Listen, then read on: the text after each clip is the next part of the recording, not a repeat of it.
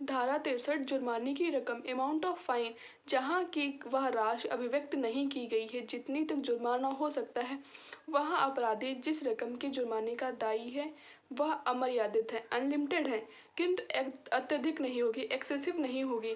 जहाँ पर limit specified है वहाँ उससे लोएस्ट टू मैक्सिमम हो सकती है जितनी स्पेसिफाइड है। जहाँ पर स्पेसिफाइड नहीं है वहाँ पर अनलिमिटेड है, जहाँ पर वहाँ पर अनलिमिटेड रहेगी लेकिन रीजनेबल रहेगी, एक्सेसिव नहीं होगी। सेक्शन 64, 65, 66 इम्प्रिजनमेंट फॉर लाइफ, जुर्माने के लिए कारावास। जहाँ पर कोई अपराध जुर्माना और कारावास दोनों से दंडनीय है। कोई व्यक्ति अपराध करता है तो वह अपराध कारावास और जुर्माना दोनों दिए जा सकते हैं। मान लो उसको इम्प्रिजनमेंट, कारावास और फाइन दोनों दिए जा सकते हैं, या फिर सिर्फ कारावास या फिर सिर्फ फाइन। मान लो किसी को इम्प्रिजनमेंट दिया गया है लेकिन फाइन नहीं, कारावास दिया गया है लेकिन कोई फाइन नहीं लगाया गया, या फिर सिर्फ फाइन लगाया जा सकता है और कोई कारावास नहीं। एनी एडिशन, अगर किसी व्यक्ति को कारावास दिया मतलब कि जुर्माना लगाया गया और कारावास भी दिया गया, अगर जुर्माना वो नहीं पे करता है, इम्प्रिजनमेंट दिया गया और जुर्माना भी, अगर उस व्यक्ति ने जुर्माना नहीं पे किया है तो वह उसकी जो इम्प्रिजनमेंट दिया गया उसका 1/4 ऐड हो जाएगा उसके कारावास में, और जो कि रिगरस और सिंपल दोनों हो सकते हैं। मान लो किसी व्यक्ति को 1 साल और 100 रुपये का जुर्माना लगाया गया है, उसे इतनी सज़ा दी गई है और इस व्यक्ति ने जुर्माना नहीं पे किया है, तो इसका 1/4 जो ईयर है उसका 1/4 इसमें ऐड हो जाएगा। अगर 1 साल और 100 रुपये की सज़ा है तो अगर इसने ये नहीं पे किया है तो 1 साल का 1/4 मतलब कि 12 महीने का 1/4 हो जाएगा, 3 महीने। तो इस व्यक्ति को सज़ा हो जाएगी 1 साल और 3 महीने। जो 100 रुपये नहीं दिए हैं या उसके 3 महीने के रूप में ऐड हो जाएगा। जो 1 साल है उसका 1/4, तो इसकी टोटल सज़ा हो जाएगी 1 ईयर 3 मंथ 100 रुपये की जगह पर। सेक्शन 67, 68, 69, 70 रूल ऑफ डिफ़ॉल्ट, जुर्माना न देने पर, और जब अपराध केवल जुर्माने से ही दंडनीय हो, जुर्माना नहीं दिया गया है तब जुर्माना न देने पर कार्रवाई, जबकि अपराध केवल जुर्माने से दंडनीय है, punishment with fine only.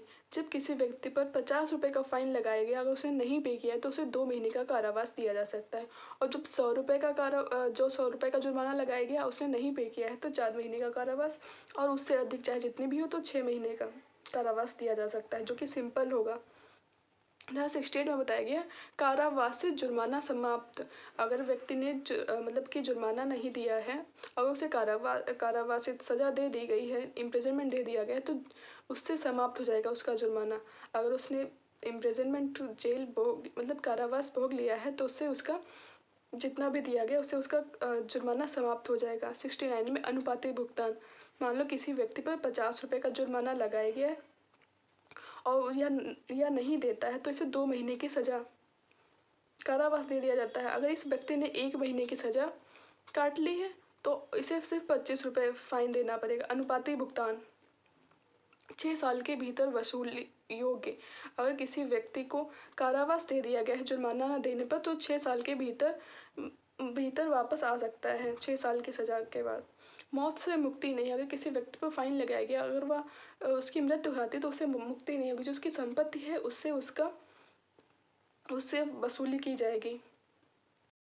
Section 71 कई अपराधों से मिलकर बने अपराध के लिए दंड की अवधि, limit of punishment of offence made of A several offence, जहाँ पर किसी अपराध का एक इंडिविजुअल पार्ट खुद में अपराध है, जहाँ भी किसी अपराध का एक भाग खुद में अपराध है तो उसे उस संपूर्ण जो अपराधी किया है उसके लिए दंडित किया जाएगा। फॉर एग्जाम्पल का एक व्यक्ति है यहाँ पर 50 प्रहार करता है, माना कि जो इसका एक इंडिविजुअल पार्ट, मान लो एक प्रहार भी एक अपराध है, लेकिन इस व्यक्ति को 50 प्रहार के लिए, मान लो एक प्रहार के लिए इसे 1 साल की सज़ा है तो 50 प्रहार के लिए 50 साल की सज़ा नहीं होगी, इसे संपूर्ण जितने भी प्रहार की उसकी सज़ा दी जाएगी उसके हिसाब से, जिसका संयुक्त भाग एक विभिन्न अपराध करता है। जो एक किसी ऑफेंस का मतलब संयुक्त भाग मतलब अपराध सेम किया है। फॉर एग्जाम्पल का एक व्यक्ति है या को पीट रहा था, माँ यहाँ पर आता है तो यह इसे भी पीट देता है तो इसे अलग अलग दंडित किया जाएगा। यहाँ पर मतलब प्रहार अलग अलग व्यक्ति को हुए हैं तो यहाँ पर मतलब डिफरेंट ऑफेंस हुआ है, यहाँ पर प्रहार कर रहा था उसी व्यक्ति को प्रहार कर रहा था जो एक ऑफेंस, उसके लिए दंडित किया जाएगा। यहाँ पे इसे अलग अलग के लिए दंडित किया जाएगा। सेक्शन 72, कई अपराध और न्यायालय में संदेह। सेवरल ऑफेंस हुए हैं और कोर्ट को संदेह है कि कौन सा अपराध उसने किया है।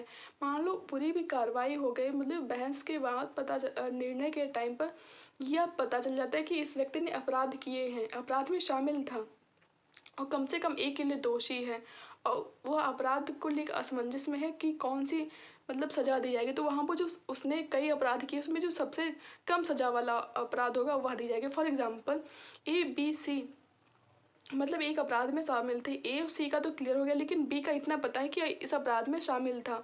इन तीनों ने मिलकर मान लो मर्डर किया, थेफ्ट किया, चोरी की, किडनैपिंग की, रेप किया है, इन सब में शामिल था। ए सी का तो क्लियर हो जाता है, लेकिन बी का असमंजस में कि कौन सा इसने अपराध किया, इतना मतलब क्लियर है कि यह अपराध में शामिल था। तो अगर इसका नहीं पता चल पाता तो इसमें जो सबसे कम सजा वाला होगा, कम सजा वाला जो अपराध है उसके लिए दंड किया जाएगा। मर्डर की सज़ा बहुत ज़्यादा है, थेफ्ट की कम है, किडनैपिंग, रेप इन सब की सज़ा ज़्यादा है, तो इसे थेफ्ट के लिए, चोरी के लिए दंडित किया जाएगा। जहाँ पर मतलब कि इतना पता चल जाता है कि अपराध मतलब कि इसने अपराध किया है, अपराध में शामिल था, लेकिन इसका क्लियर नहीं हो पा रहा है कि इसने कौन सा अपराध किया, तो उसमें सबसे कम सजा वाला दंडित किया जाएगा, सबसे कम सजा वाले से दंडित किया जाएगा। धारा 73, एकांत परिरोध, सॉलिटरी कन्फाइनमेंट। जब किसी अपराध में न्यायालय को कठिन कारावास देने की शक्ति प्रदान की गई है तो न्यायालय उस कठिन कारावास को सॉलिटरी एकांत प्रतिरोध में बदल सकता है, जिसकी लिमिट 3 महीने से ज़्यादा नहीं होगी।